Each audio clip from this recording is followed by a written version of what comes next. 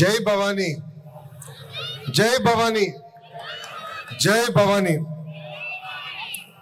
వేదిక మీద పెద్దలు, గౌరవనీయులు, మాజీ ఉపరాష్ట్రపతి వెంకయ్యనాయుడు గారికి, విజయవాడ ఎంపీ చిన్ని గారికి, మంత్రి కొల్లు రవీంద్ర గారికి, అనిత గారికి, సత్యకుమార్ యాదవ్ గారికి, పార్థసాది గారికి, కందుల దుర్గేష్ గారికి, గౌరవనీయులు శాసనసభ్యులు వసంత కృష్ణప్రసాద్ గారికి, కలపూడి శ్రీనివాస్ గారికి, రాము గారికి, సౌమ్య గారికి, బోండా ఉమా గారికి, నెట్టం రఘురామ్ గారికి, బుద్ధా వెంకన్న గారికి, నాగుల్ మీరా గారికి, తేజస్విని గారికి, మురళి గారికి, బాలకోటే గారికి, British deputy high commissioner carat గారికి, అనురాధ గారికి, పట్టాభి గారికి నా హృదయపూర్వక నమస్కారాలు.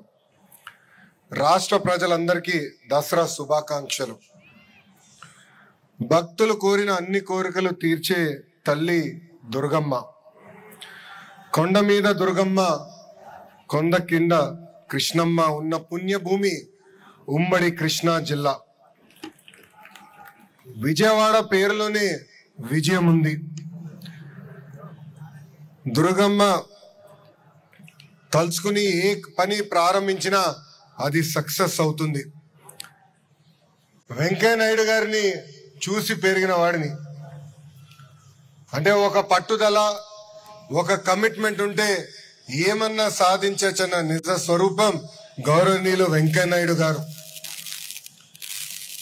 ఆంధ్ర యూనివర్సిటీలో స్టూడెంట్ లీడర్గా అక్కడి నుంచి ప్రయాణం ప్రారంభించిన వ్యక్తి, శాసనసభ్యుడిగా, కేంద్రంలో మంత్రిగా, భారతదేశానికి ఉపరాష్ట్రపతిగా చేస్తాం జరిగింది. తెలుగు భాష కాపాడడానికి అహర్నిశలు పోరాడిన వ్యక్తి వెంకయ్యనాయుడు గారు. ఆయన పోరాటం వల్ల ఈరోజు ఆంధ్ర రాష్ట్రంలో గవర్నమెంట్ ఆర్డర్స్ అన్ని కూడా తెలుగు భాషలో ఇస్తాం జరుగుతుంది. నాయుడు గారు ఒక పని అనుకుంటే అది అయ్యే వరకు ఆయన వదిలిపెట్టారు. నాయుడు గారిపై మాటలతో కానీ లేదంటే వాదనలో గెలిచిన వారు ఎవరు ప్రపంచంలో లేరు. మేము ఎవరు మాట్లాడినా 10 నిమిషాల తర్వాత బోర్ అనిపిస్తుంది. కానీ వెంకయ్యనాయుడు గారు మటుకు గంట సేపటి ఉపన్యాసం ఇచ్చినా చాలా సరదాగా ఆడియన్స్ అందరినీ మాటలతో కానీ లేదంటే వాదనలో గెలిచిన వారు ఎవరు ప్రపంచంలో లేరు. మేము ఎవరు మాట్లాడినా 10 నిమిషాల తర్వాత బోర్ అనిపిస్తుంది. కానీ వెంకయ్యనాయుడు గారు మటుకు గంట సేపటి ఉపన్యాసం ఇచ్చినా చాలా సరదాగా ఆడియన్స్ అందరినీ నవ్విస్తూనే ఉంటారు. ఆయన వాస్తవంగా ఆయన ఏజ్ ఒక నంబర్ మాత్రమే. ఆయన స్పీడ్ చూసి ఈ రోజు కూడా నేను అసూయపడుతున్నా. ఎప్పుడు ఆయన చూసినా పని పని పని తప్ప వేరే ఆలోచనలో వెంకయ్యనాయుడు గారికి ఉండదు. నేను చాలా సందర్భాలు చెప్పా, గౌరవ ముఖ్యమంత్రి గారితో స్పీడ్లో పోటీ పడాలనుకుంటున్నా, ఇప్పటికీ నా వల్ల అవట్లేదని. అదే పరిస్థితి ఇప్పుడు గౌరవ వెంకయ్యనాయుడు గారితో కూడా ఉంది. స్వర్ణ భారతి ట్రస్ట్ ద్వారా వైద్యం, విద్య, స్కిల్ డెవలప్మెంట్ పెద్ద ఎత్తున ఆయన ప్రోత్సహిస్తున్నారు. వాజ్పేయి గారు కానివ్వండి, అద్వానీ గారు కానివ్వండి, మోడీ గారితో కూడా పనిచేసిన గొప్ప నాయకుడు గౌరవనీయులు వెంకయ్యనాయుడు గారు.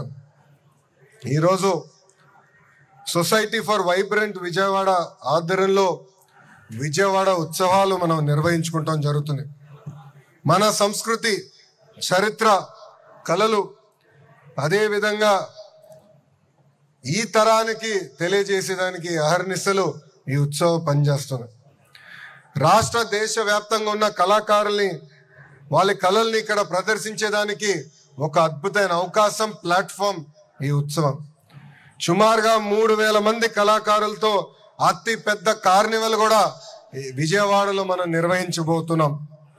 ఇప్పటికే ఫైర్ వర్క్స్ చూసాం, ఒక డ్రోన్ షో, మ్యూజికల్ కాన్సర్ట్స్, ఇలా 250 కార్యక్రమాలు 5 వేదికలపై ఈ విజయవాడ ఉత్సవం మనం ఏర్పాటు చేసుకోబోతున్నాం.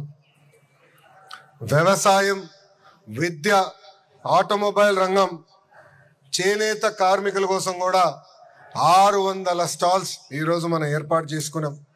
హెలికాప్టర్ రైడ్లు కానివ్వండి, పారామోటరింగ్ కూడా ఇక్కడ ఏర్పాటు చేస్తాం జరిగింది.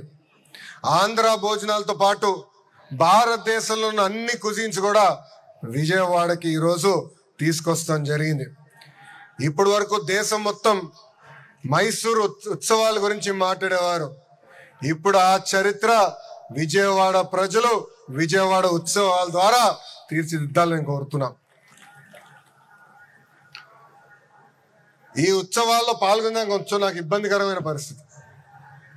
భారతదేశంలో ఎక్కడికి వెళ్ళినా నన్ను గుర్తుపడతారు, ఫ్రీగా తిరగలేను. కానీ లండన్లో వింటర్ వండర్లాండ్ అని ఉంటుంది. అక్కడ నేను 2019 వెళ్ళాను. దశాబ్దాలుగా అద్భుతంగా అక్కడ నిర్వహిస్తాం జరిగింది. సో ఇక్కడ ఉన్న ఆర్గనైజర్స్ అందరు నేను కోరుతున్నా, ఇది కేవలం వన్ టైం వండర్గా కాకుండా ప్రతి సంవత్సరం అద్భుతంగా నిర్వహించాలని వాళ్ళని నేను కోరుకుంటూ, ఇదొక పర్మనెంట్ అట్రాక్షన్గా ఉండాలి. టూరిజంని పెద్ద ఎత్తున ప్రోత్సహించాలి. అమరావతి పనులు కూడా వేగంగా జరుగుతున్నాయి. అందుకే విజయవాడ కేంద్రంగా ఒక కల్చరల్ ఫెస్ట్గా ఇది మారాలని ఆర్గనైజర్స్ అందరు నేను కోరుకుంటూ, ప్రభుత్వం పరంగా మా సహకారం ఎప్పుడు మీకు ఉంటుంది. ప్రత్యేకంగా విజయవాడ ఎంపీ చిన్ని గారిని నేను అభినందిస్తున్నా. ఎందుకంటే ఆయన నాకు వచ్చి నన్ను కలిసి ఈ కార్యక్రమం ఏర్పాటు చేస్తున్నప్పుడు నేను నవ్వుకున్నా, ఇది అవుతుందా, ఇది సాధ్యమా అని. సాధ్యం చేసి చూపించారు. ఈ వేదికగా ఆయనకి ప్రత్యేకంగా నేను అభినందనలు కూడా తెలుపుకుంటూ, మీ అందరు తెలుసు పొద్దున ఎండగా ఉంటుంది, రాత్రి గట్టిగా వర్షాలు పడుతున్నాయి. వాతావరణంలో కూడా చాలా మార్పులు వచ్చినాయి. మేము కూడా ನದಿ ಗಟ್ಟುಪಕ್ಕನ ಮೆಗಾ ಡಿಎಸ್ಸಿ ಏರ್ಪಾಡು చేయాలంటే ಇಬ್ಬಂದಿ ಪಡ್ಡಂ. ಎಷ್ಟೋ ವರ್ಷಗಳಿಂದ ನಿಮ್ಮೆಲ್ಲರ ಅಭಿಮಾನ ಪಡೆಯುತ್ತಿರುವ ನಮ್ಮ ಜೈ ಹಿಂದ್, ಜೈ ಹಿಂದ್, భారత్ మాతాకి, భారత్ మాతాకి. అందరికీ నమస్కారం. ఈ కార్యక్రమం జయప్రదం అవ్వాలని ఈ సభాముఖంగా నేను కోరుకుంటూ, నాకు ఇంత అద్భుతమైన అవకాశం ఇచ్చిన మీ అందరికీ పేరు పేరున నా ఉదయపూర్వక ధన్యవాదాలు తెలుపుకుంటూ మీ అందరి దగ్గర నుంచి సెలవు తీసుకుంటున్నాం. అందరికీ నమస్కారం. జై హింద్. గట్టిగా చెప్పాలి, జై హింద్, జై హింద్, భారత్ మాతాకి, భారత్ మాతాకి. అందరికీ నమస్కారం. మరొకసారి ప్రత్యేకమైన కృతజ్ఞతలు తెలియజేసుకుంటున్నాము మంత్రివర్యులు శ్రీ నారా లోకేష్ గారికి. Thank you so much sir.